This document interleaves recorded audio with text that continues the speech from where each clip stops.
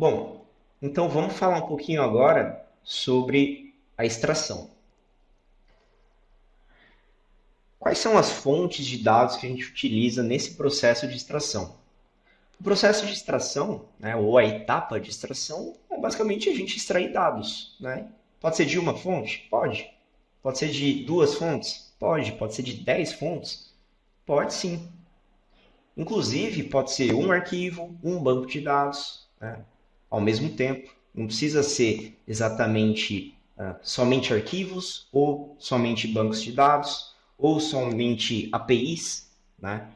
Na verdade, a gente pode juntar aí vários tipos de arquivos ou de fontes e juntar todas essas fontes, né? Então, pegar os dados que tem dentro de todas essas fontes, juntar, tratar e depois mandar para um banco de dados, né? Então, basicamente, a gente tem três tipos aí, né? Então, como eu falei, temos arquivos, né, que a gente vai ver nesse curso.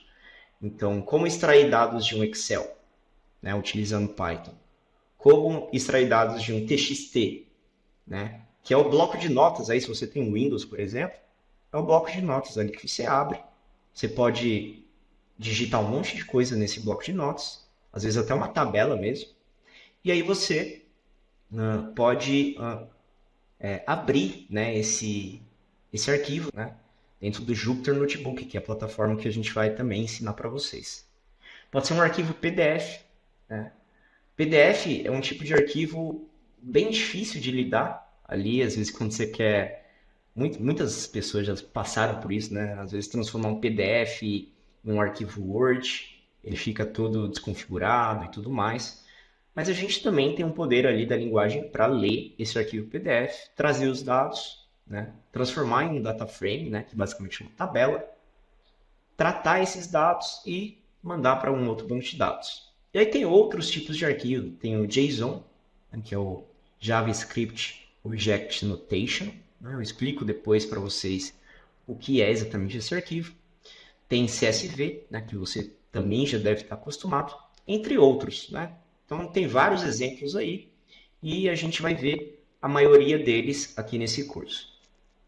Em banco de dados, eu juntei aí, né, para quem conhece banco de dados, eu juntei bancos de dados relacionais, bancos de dados não relacionais, porque tanto faz, né? Pode ser o mais usual quando a gente fala de ETL é fazermos a extração em bancos de dados relacionais, tá legal?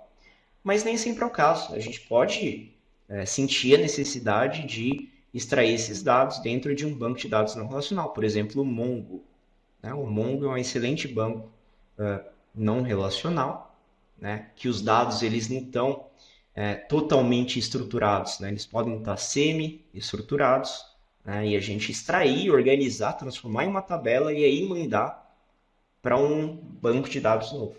Tá? Tem o MySQL, que é um banco de dados relacional, tem o Postgres, tem um SQLite e por aí vai. Tá? Então tem vários tipos aí de bancos de dados que a gente pode se conectar a esse banco de dados, né, tendo as credenciais. Né? Então, se você está no seu trabalho, por exemplo, a sua empresa ela vai ter diversos aí bancos de dados e com as credenciais corretas você consegue se conectar, acessar esse banco de dados e extrair as informações necessárias. Tá? Vão ser casos mais simples, porque esse curso é um curso mais básico. E por último, na parte de baixo, a gente pode falar um pouquinho também de APIs ou APIs, né? A gente costuma falar APIs aqui no Brasil, e também dados da web, né? O que seriam esses dados da web? Dados de páginas da web. A gente consegue utilizar Python, por exemplo, para ler páginas da web, desde que elas permitam isso, e a gente extrair todos esses dados, transformar, né? Então, às vezes transformar em tabelas, nem sempre tabelas, mas enfim, pode ser textos, por exemplo, que a gente extrai, e aí a gente consegue também organizar, limpar e mandar para uma fonte final, tá bom? Bom, existem vários tipos, então, como vocês podem ver, de fontes de dados, e a gente vai conhecer várias fontes aqui nesse curso, tá? Então eu vou dar todos os detalhes ali com script para vocês aprenderem realmente como se conectar, como limpar esses dados, organizar e depois mandar para qualquer banco de dados aí que vocês queiram. Tá? A gente vai utilizar principalmente o Google BigQuery para armazenar os nossos dados. O Google BigQuery é uma plataforma aí, né, um gerenciador de bancos de dados que é cloud, né, ele é serverless, ele não precisa de servidor profissional, ele já está lá no ambiente Google, então a gente acessa ele pela web. Ele é muito simples, muito rápido de utilizar.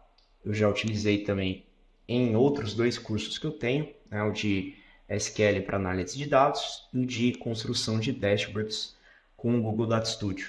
Então esse ambiente Google ele está em extremo crescimento aí de utilização na área de dados.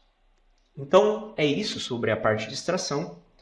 Vamos então agora entender um pouquinho sobre a etapa de transformação.